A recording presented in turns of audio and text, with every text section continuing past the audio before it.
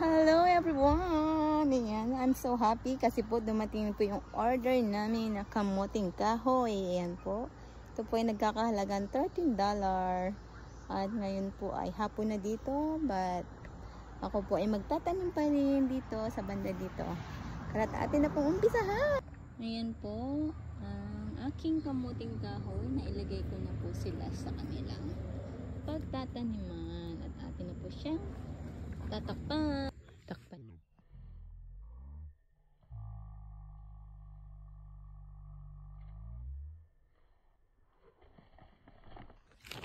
Okay, lagyan na po, tabunan na po natin ating kamuting kahoy. Yan.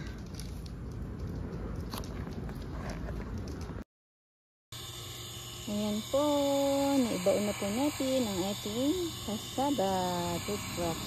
Yay!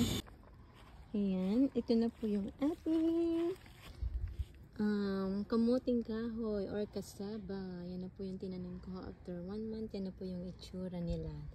Looks so healthy. Ayan. Yan na po ang aking kasaba or kamuting kahoy in Tagalog. Bye guys. Thank you for watching and God bless everyone.